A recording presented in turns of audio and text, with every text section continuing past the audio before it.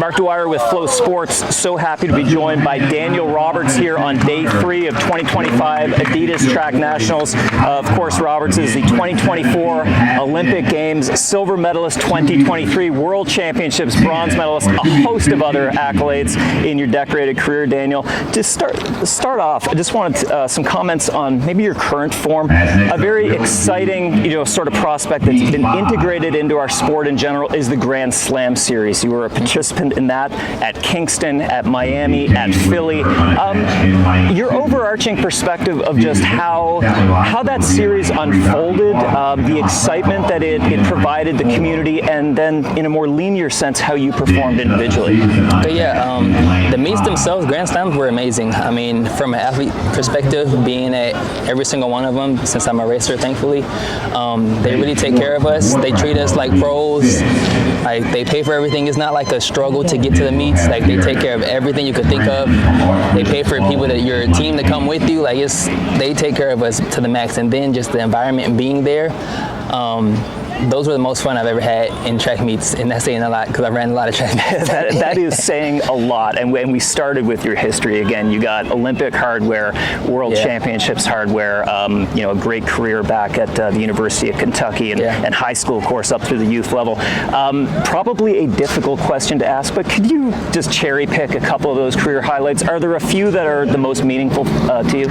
Oh, I think the most impactful one I would say would be my first medal at the World Championships, which would have been 2023 bronze in Budapest.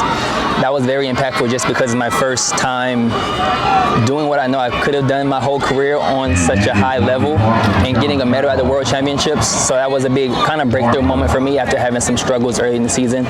And then another one I would say, honestly, probably the whole 2019 season, turning pro. I feel like that was just a great experience. It was the first year with the coach that I had at that time, so there's a lot of unknowns, but we just went out there, just trusted the process, had fun with it, and ran really, really fast. So I would say that whole year was very great and fun experience. Daniel, obviously you've acquired a ton of experience worldwide at this point, but still a relatively young man, and I'd like to think still lots left in the tank.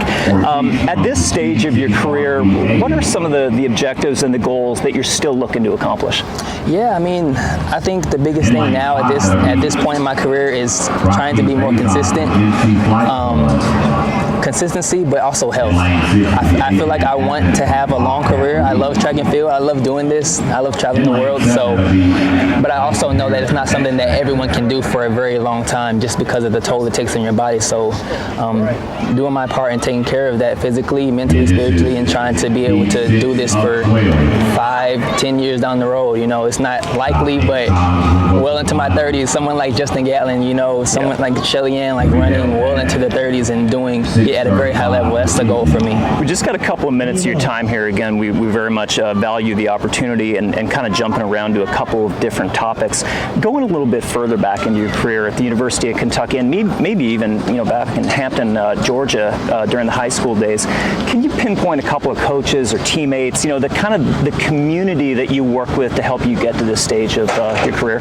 Yeah, honestly, the biggest one and most consistent one would have to be my father, my dad. He was my coach through youth leagues, summer leagues, high school for a long time. So he was most consistent and helped me get to the point I was physically, but also to the point where I could learn from different coaches. So like even going into college when I had 3 different coaches in college, it was easy to adapt in those moments because my coach taught me different things about the sport and about track and field itself. So I had the knowledge behind it, and I just had to get the right person, the right connection with the coach. Now here with Alan Johnson, I believe I have that. But I think my dad would be a huge one, and also my high school football coach. He was he was a high school football coach. He was very aggressive at times, but he definitely pushed me to push my mind to a certain level, to be able to push the body to a certain level, to get to this level that I'm at now. Interesting that you talk about other sports, I assume so, but are you a proponent of athletes being multi-sport athletes and not specialization, especially at a very young age in one particular sport, whether it be track or anything else? Yeah, I think it really depends on the athlete and the family, because you see people who have had great success with that. Like you see greats like Tiger Woods, like Serena Williams, like they've been doing that one sport their entire life.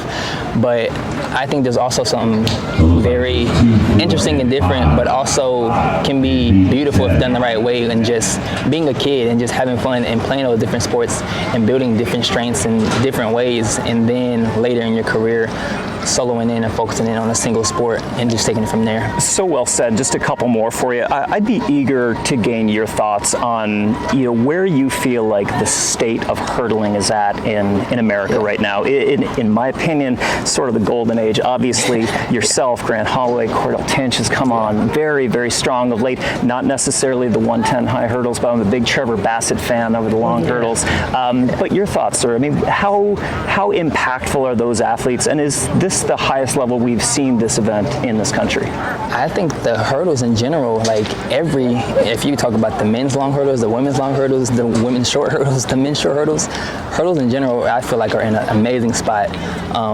I wouldn't even say the men's hurdles is probably the most interesting right now, probably the women's short hurdles, because they've been going crazy.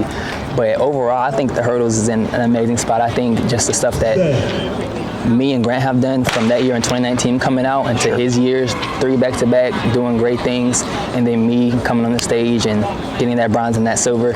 And now you have people like Cordell, you have Trey, who's running pretty fast right now. You have Dylan Beard. There's so many people, Jamal Britt, that are running really fast right now. So it's like, overall, it's crazy. I don't want to say it's the best time, because you have people like my coach, Alan Johnson, who was running at an amazing time with Terrence Trammell. Like, there are countless people you can name. And we had an opportunity to talk to Terrence Trammell about a year ago here at the stadium. He had some very interesting thoughts, as do you. We're at Adidas Track Nationals, and we're trying to empower the sport at the youth level, so we do want to bring it back to the kids. I know you're kind of enjoying some volunteer work today, and just taking in the action as a fan.